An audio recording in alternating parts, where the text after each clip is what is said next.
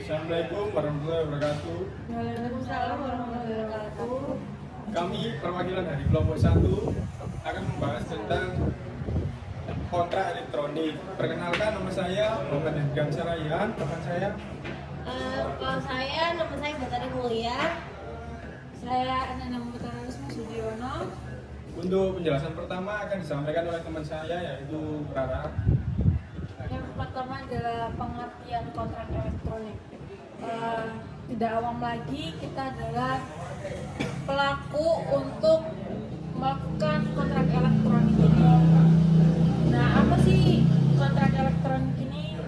Nah, ini adalah di mana kontrak ini ada dua pihak yang saling mengikat demi tercapainya tujuan bersama yang dilakukan secara elektronik. Jadi bisa dilakukan secara elektronik menggunakan handphone atau via telepon, bahkan via online lainnya. Kemudian perjanjian elektronik ini dibuat apabila Anda melakukan transaksi elektronik atau perbuatan hukum melalui komputer, jaringan komputer, atau media elektronik lainnya. Jadi kalau misalnya dalam kehidupan sehari-hari itu bisa dilakukan dengan contoh perbuatannya itu seperti kita membeli barang, kemudian mau membayarnya itu melewati QRIS atau barcode lainnya gitu. Nah, kemudian ada di mana kontrak elektronik ini dinyatakan sah, yaitu dengan keabsahan suatu kontrak elektronik baik secara lisan atau tertulis akan dianggap secara sah menurut hukum jika memenuhi syarat pada pasal 1320 KUH Perdata. Menyatakan yaitu salah satu syarat sahnya perjanjian apabila dilakukan atas suatu sebab yang halal. Nah, apa sih faktor-faktor dari syarat sahnya perjanjian? Bisa dijelaskan oleh teman-teman saya? Ada 4 syarat dalam sahnya perjanjian. Yang pertama yaitu kesepakatan para pihak. Yang dimaksud yaitu persesuaian kehendak yang bebas antara kedua para pihak mengenai hal-hal pokok yang diinginkan dalam perjanjian itu sendiri. Yang kedua yaitu kecakapan para pihak. Kecakapan para pihak yaitu untuk membuat suatu perikatan. Dan yang ketiga, suatu hal tertentu yang dimaksud harus berisi apa yang menjadi perjanjian atau diperjanjikan oleh kedua belah pihak. Dan yang terakhir, sebab yang halal. Yang dimaksud yaitu suatu perjanjian yang dibentuk harus memiliki isi dan tujuan yang baik. Selanjutnya dijelaskan oleh teman saya Batari. Yang terakhir itu biasanya yang terdapat dalam suatu kontrak elektronik itu ada beberapa, yaitu yang pertama identitas para pihaknya.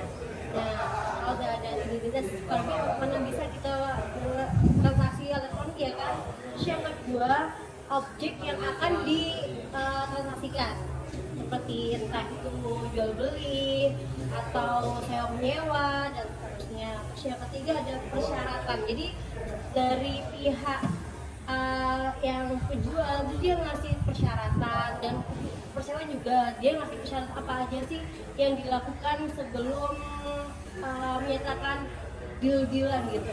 Terus yang keempat ada harga, dan harga itu udah tertulis dan diketahui oleh pihak yang kedua dan ya intinya lah. Habis itu ada prosedur dalam hal pembatalan oleh para pihak.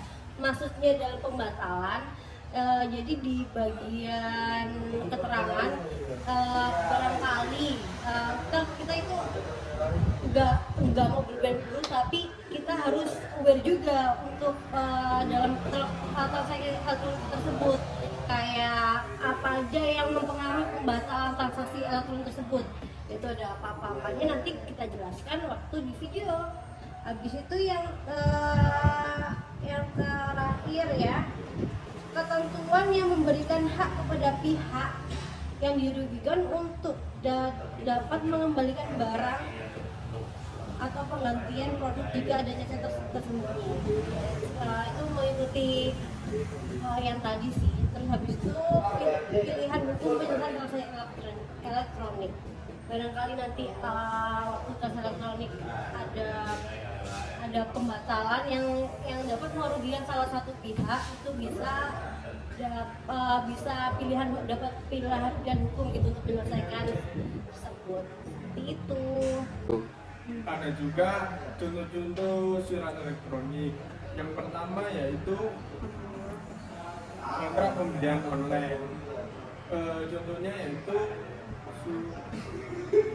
surat kontrak pembelian online memuat nama pihak penjual kayak semacam itu. Nanti lebih jelasnya saya dan kelompok saya akan menjelaskan saat presentasi pada besok.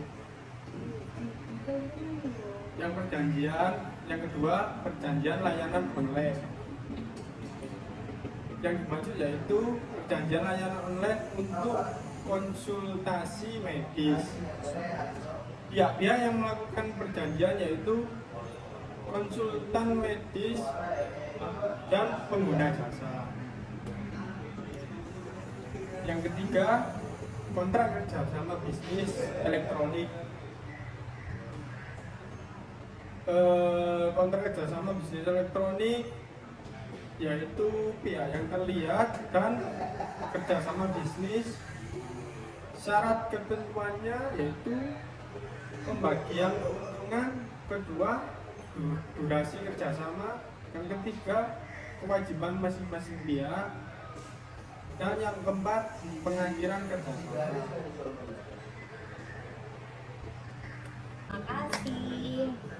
Ya, itu tadi penjelasan dari kelompok 1 mengenai kontrak elektronik. Sekian, saya tutup. Assalamualaikum warahmatullahi wabarakatuh.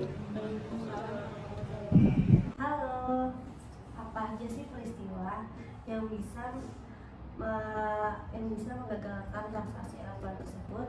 Yaitu apabila debitur tidak melaksanakan atau tidak memenuhi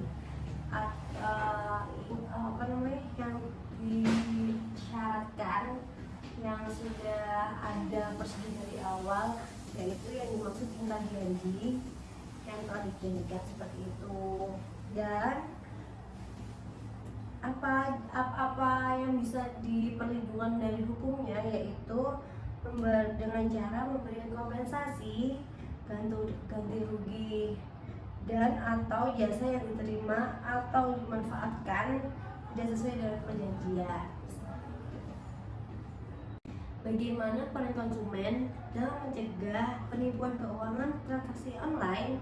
Selain itu, konsumen dapat mencegah praktik penipuan dengan memastikan bahwa mereka hanya bertransaksi melalui platform yang terpercaya, tidak memberikan informasi pribadi yang tidak seharusnya diminta, dan selalu melakukan verifikasi terhadap penjual atau situs web tersebut sebelum melakukan transaksi.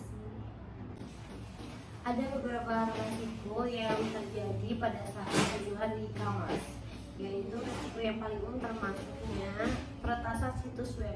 Jadi web itu bisa aja dibobol oleh hacker-hacker yang apabila kita belum mempunyai pengaman untuk melindungi web-web kita.